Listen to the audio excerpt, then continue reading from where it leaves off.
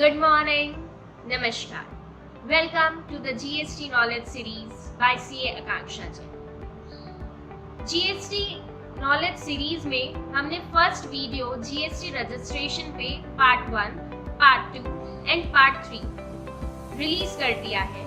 सो हमने उन वीडियो में ये तो सीख लिया है कि GST रजिस्ट्रेशन किसे लेना है। तो चलिए ये तो तय हो गया कि GST रजिस्ट्रेशन लेना है, बट कौन से स्कीम में लेना है। सो आज के इस वीडियो में हम ये समझेंगे कि GST रजिस्ट्रेशन हमें कौन से स्कीम में लेना है। GST रजिस्ट्रेशन के लिए दो स्कीम अवेलेबल है, composition scheme and regular scheme. So composition scheme and regular scheme को कंप्लीट डिटेल में समझने के लिए मेरे साथ बने रहिएगा इस वीडियो के and. Under GST there are 4 broad category of rates. 5% for the essential goods and services, 12% slab 1 for standard goods and services, 18% slab 2 for standard goods and services, and 28% for the luxurious goods and services. For the most essential goods and services, there is nil rate of GST, and for other most luxurious goods and for other hazardous goods, there is additional cess apart from 28% of goods and services. So, ये जो 4 broad category of rates है, ये regular scheme वालों के लिए applicable है। Composition scheme के लिए there is totally different category of rates. 1% for traders, 2% for manufacturers, and 5% for the restaurant and outdoor catering service providers. तो चलिए कंपोजिशन स्कीम को इन डिटेल समझते हैं पॉइंट वाइज। सबसे फर्स्ट आता है एलिजिबिलिटी क्राइटेरिया। कोई भी एसएससी जिसका टर्नओवर प्रीसीडिंग फाइनेंशियल ईयर में अगर 1.5 करोड़ से कम है तो करंट फाइनेंशियल ईयर में आपके पास ऑप्शन है, आप चाहे तो कंपोजिशन स्कीम ऑप्ट कर सकते हैं, या आप फ्रेश रजिस्ट्रेशन ले रहे हैं और आपको लगता है आपका टर्नओवर करंट फाइनेंशियल ईयर में 1.5 करोड़ से कम रहेगा तो आप कंपोजिशन स्कीम ऑप्ट कर सकते हैं। बट स्पेशल कैटेगरी स्टेट्स के लिए ये लिमिट 75 लाख है। Special category states are Arunachal Pradesh, Assam, Mizoram, Meghalaya, Nagaland, Manipur, Tripura, Sikkim and Himachal Pradesh. For these states preceding year की लिमिट 75 लाख है।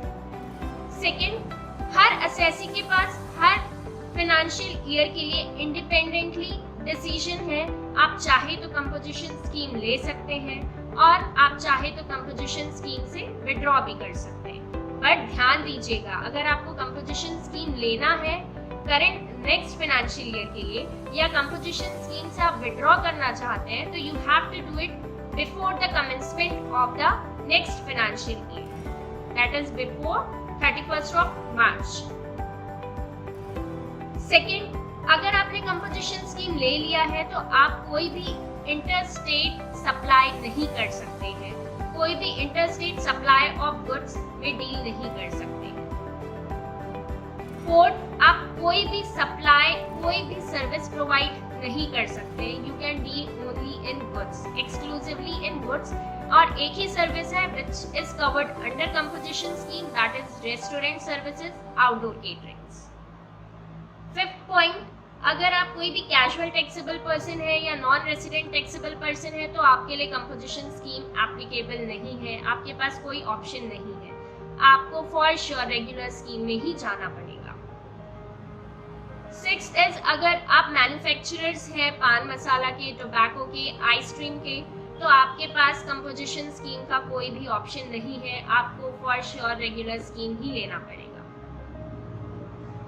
सेवेंथ इज, अगर आपका मल्टीपल रजिस्ट्रेशन है, आपका रजिस्ट्रेशन फॉर एग्जांपल छत्तीसगढ़ में है, महाराष्ट्र में भी है, तो अगर आप कंपोजिशन स्कीम ले रहे हैं तो आपके सारे रजिस्ट्रेशन के लिए कंपोजिशन स्कीम एप्लीकेबल होगा।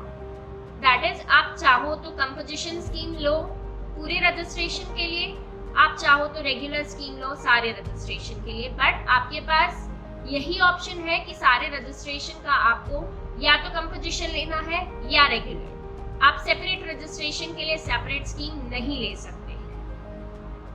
And the most important is, अगर आप कंपोजिशन स्कीम ले रहे हैं तो आप ना ही टैक्स कलेक्ट कर सकते हैं अपने इनवॉइस में अपने कस्टमर से, और आप ना ही इनपुट ले सकते हैं अपने परचेजेस में। जो रेट मैंने बताया आपको 1%, 2% और 5%, ये आपको अपने खुद के पॉकेट से डिस्चार्ज करना होगा, आप अपने कस्टमर से नहीं कलेक्ट कर सकते हैं, which is the most relevant portion of composition scheme. And the last is RCM applicable होगा आप पे। आप भले ही कंपोजिशन स्कीम में हैं, बट अगर आप कोई भी ऐसी सर्विसेज या कोई भी ऐसे गुड्स परचेज करते हैं जिस पे रिवर्स चार्ज मैकेनिज्म में आपकी ड्यूटी है टैक्स डिस्चार्ज करने की, तो आपको उस सर्विसेज और उस गुड्स पे जो रेट स्पेसिफाइड है उसी रेट पे आपको जीएसटी डिस्चार्ज करना होगा, apart from your rate applicable on you as 1% और 2% और 5%। सो ये तो रहा कंपोजिशन स्कीम वालों के लिए। अब रेगुलर स्कीम क्या है? Regular scheme as the name suggest, regular, very normal, जो आप जीएसटी का बेसिक ऑब्जेक्टिव फुलफिल करता है कि आप इनपुट ले सकते हैं। आपने जो भी परचेज किया आप उस पे इनपुट ले सकते हैं, और जो रेट स्पेसिफाइड है उस गुड्स और सर्विसेज में as per the GST rates 5%, 12%, 18% और 28% आप अपने कस्टमर से चार्ज कर सकते हैं, सेट ऑफ करेंगे अपने इनपुट से, और फिर जो डिफरेंस अमाउंट है वो आपको पे करना होगा।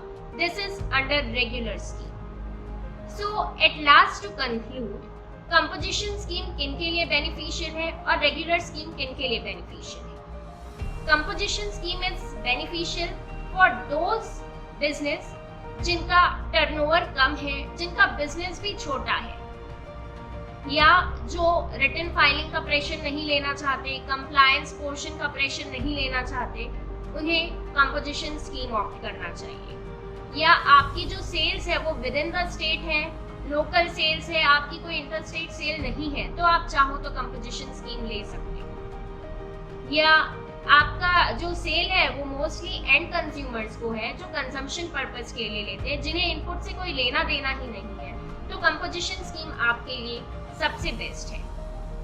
Apart from this, regular scheme जिन्हें इनपुट लेना है, जिन्हें इनपुट पास ऑन करना है अपने कंज्यूमर्स को, उन्हें रेगुलर स्कीम सबसे बेस्ट है।